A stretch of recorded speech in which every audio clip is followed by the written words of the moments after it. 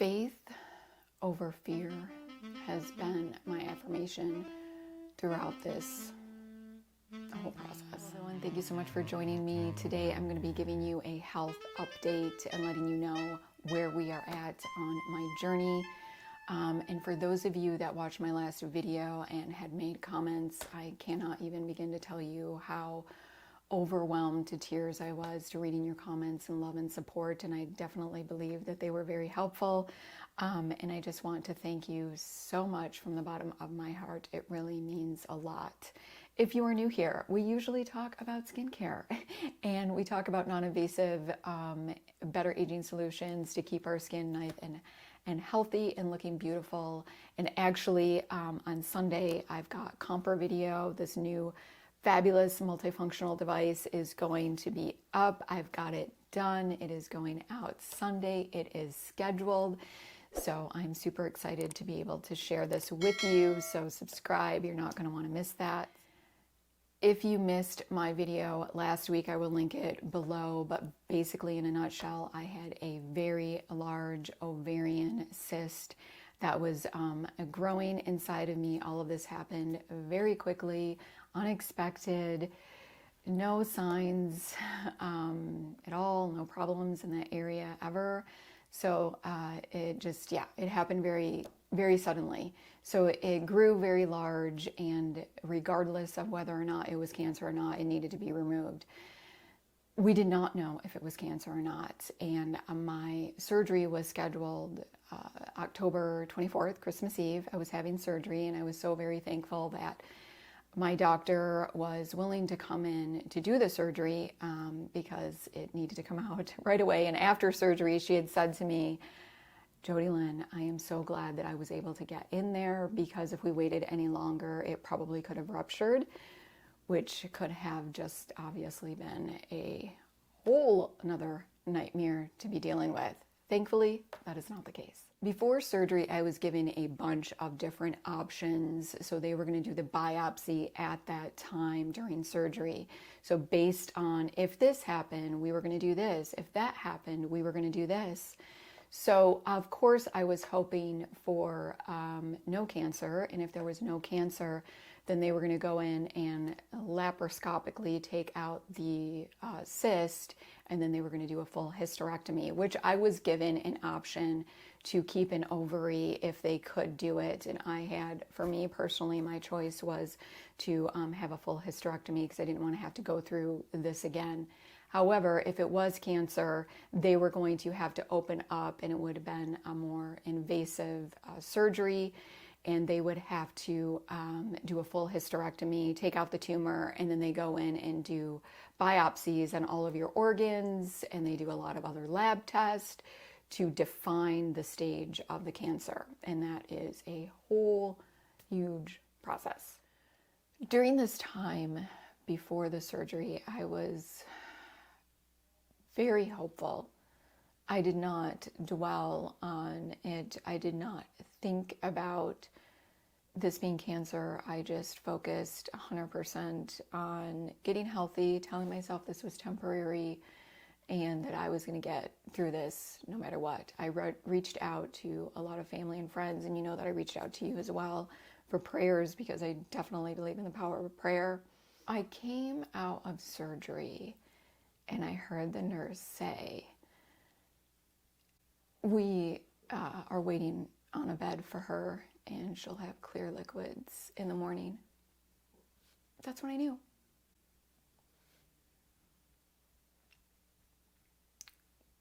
I have a large incision that goes from the top of my abdomen all the way down to my pelvic area. I'd say it's about 12 to 13 inches. Stapled. I about fainted, literally about fainted when I saw it, and I could not look at it for days. And the hospital stay was very difficult. When I first got back to the room, they put me on an epidural. They actually had me on an epidural for a while. However, my blood pressure was not cooperating. So she wanted me at, I think it's like 8 milligrams, but they did half of that at 4, and the pain was just horrible. And because my blood pressure was not cooperating, they ended up taking me off the epidural. And then now we have to start this whole narcotic process, which took, hours just to figure out and what was going to work for me. So the first hospital stay in the hospital was the worst. I was in so much pain. Finally got that under control, and I would say by day 3, I was able to walk around the hospital for about 10 minutes with a walker, to get myself moving. But then I started having all of the side effects that come with narcotics, which was just, another thing that I had to deal with. But we dealt with it. I left the hospital on day 6. The type of cancer is an ovarian cancer that is actually called endometrioid, which is a less aggressive type of cancer. When you go on the internet and you search ovarian cancer, most of the documentation is actually on a form of cancer that's called serous, because that's the one that's most common and actually is very aggressive. That is not the type of cancer that this was. It was a week before going back in to see my doctor. She was going to give me the results on what stage this type of cancer is and what further treatments needed to be done. During this time, I told myself I was not going to be depressed. I was not going to become a victim. I was not going to allow this to define me. I wanted to define it. I was not going to say the word cancer and me in the same sentence. This, to me, was my physical body. I believe that I'm bigger than my physical body. I'm much more than my physical body, and I did not want, I felt that my physical body was going through a challenge, and it was temporary, and it was going to heal. That was my focus, faith over fear. I made it a must to not be depressed. I reached out to family and friends for prayers, and I was very hopeful. I went into the doctor's office very prepared. Me and my husband had thought probably of like 15 to 20 questions, all about chemotherapy, other treatments. We really did our research to ensure that all of our questions were going to be answered before the visit. We went into the doctor's office and I was super nervous. I said a ton of prayers. We could not believe what she had said. She was really surprised as well. She said that the cancer came back as stage 1A, grade 1. And what that means is that there was no spread anywhere and that I do not need chemotherapy. These are tears of joy, trust me.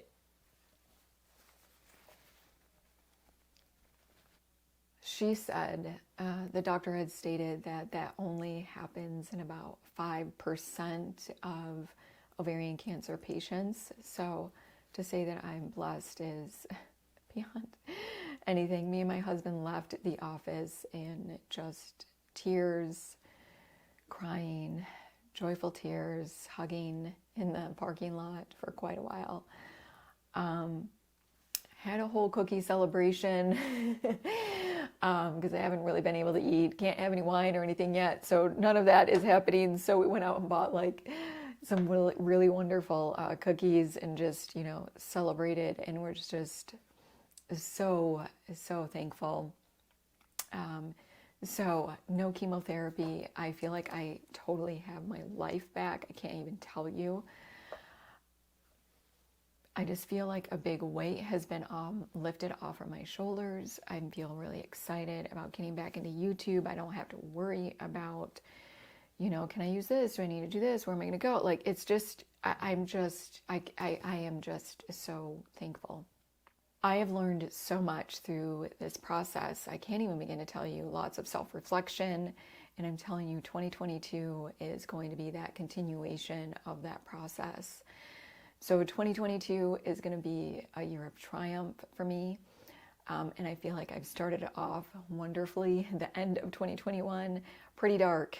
But this has definitely been wonderful light to start the year off. And I continue to have that light shine bright throughout this year with being very happy to be able to get really healthy is what I'm going to be doing, focusing on, as well as letting go of all of this stuff, you guys, that just doesn't matter. There's so much that we worry about that really doesn't matter. And I have made it a pact with myself that I'm not focusing on the little stuff anymore. I could care less about that. I have my life back. I'm super excited. I'm very happy.